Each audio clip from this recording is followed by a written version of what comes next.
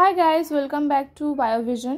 আজকে তোমাদের আমি ক্লাস 10-এর মোস্ট অফ দ্য ইম্পর্টেন্ট একটা যে কোয়েশ্চেন্স থাকে তোমাদের, যে জেনেটিক্সের যে রোগগুলো থাকে সেইগুলো কিভাবে বিস্তারিত হয় বা তার যে চেকার বোর্ডটা সেটা আজকে আমরা আলোচনা করব। তো চলো আজকে ভিডিওটা শুরু করা যাক। কোয়েশ্চেনটা তোমরা দেখতে পাচ্ছ, একটি স্বাভাবিক হিমোফিলিয়া বাহক স্ত্রীলোকের সঙ্গে একজন স্বাভাবিক পুরুষের বিবাহ হলে তার পুত্র এবং কন্যা হিমোফিলিয়া হওয়ার সম্ভাবনা কতখানি তা চেকার বোর্ডের সাহায্যে দেখাও। কন্যা পুত্র সন্তান ক্রোমোজোমগত ভাবে ভিন্ন তা ব্যাখ্যা করো।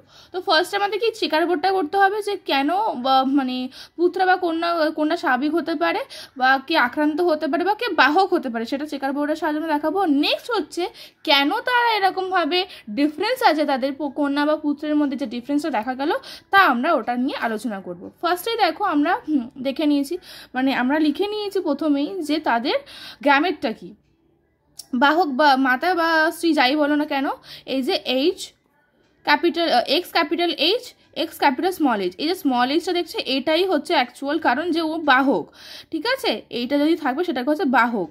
নেক্সট হচ্ছে স্বাভাবিক বাবা পুরুষ যাই বলো কেন, এটা হচ্ছে capital X capital H Y, এটা কি স্বাভাবিক, এই কি নেই, এই যেহেতু স্মল এইচটা আছে তাই সে ক্যারিয়ার, যেহেতু তার কিছু নেই সে তার বাহক মানে স্বাভাবিক।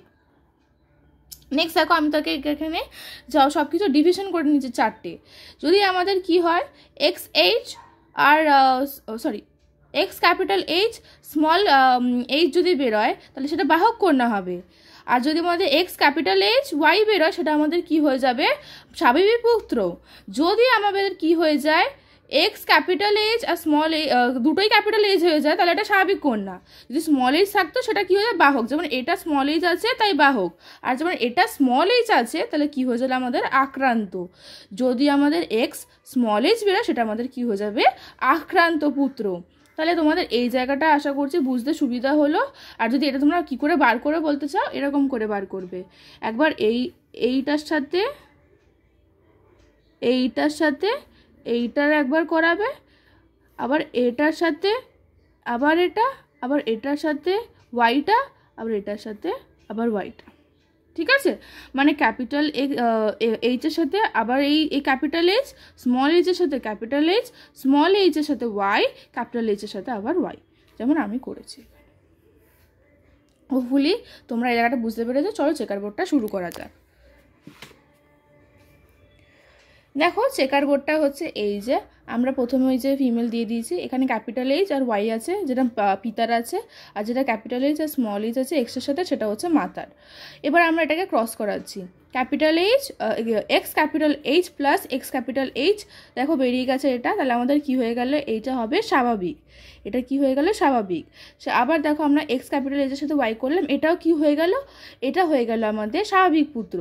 আবার ক্যাপিটাল এইচের সাথে আমরা কি করলাম স্মল এইচের করালাম, তখন কি হলো এটা বেরালো, কিন্তু এটা কি হয়ে গেল বাহক হয়ে গেল। এই যে দেখো বাহক, যে স্মল এইচ থাকলে বাহক। আর এবার স্মল এইচের সাথে যখন ওয়াই করে দিলাম তখন আমরা কি হয়ে গেল স্মল এইচ ওয়াই, এটা কি হলো আক্রান্ত পুত্র। তাহলে স্বাভাবিক কন্যা 25%, বাহক কন্যা 25%, স্বাভাবিক পুরুষ 25%, আক্রান্ত পুরুষ 25%।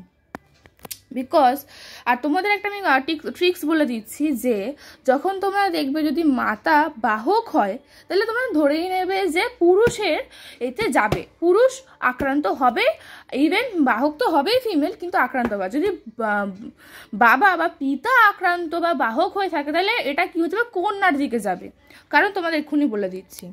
দেখো এখানে আমি লিখেও দিয়েছি কন্যা কেউ আক্রান্ত হয় না, বাহক হয়, পুত্ররা আক্রান্ত হয়। আচ্ছা কেন এই যে ডিফারেন্সেসটা আমি এখানে বলবো, একটি এক্স ক্রোমোজোম মাতা থেকে এবং একটি এক্স ক্রোমোজোম পিতা থেকে পায়। যদি মায়ের একটি রিসেসিভ অ্যালিল থাকে, পিতার স্বাভাবিক এক্স থাকলে মেয়ে বাহক হবে কিন্তু আক্রান্ত না। পুত্র ক্রোমোজোমে দেখো কি বলেছি, পুত্র মাতার এক্স নেয় এবং পিতার ওয়াই নেয়। পুত্রের কাছে এক্স এর জোড়া নেই, তাই মাতার দেওয়া রিসেসিভ এক্স থাকলে পুত্রের সরাসরি রোগী হয়।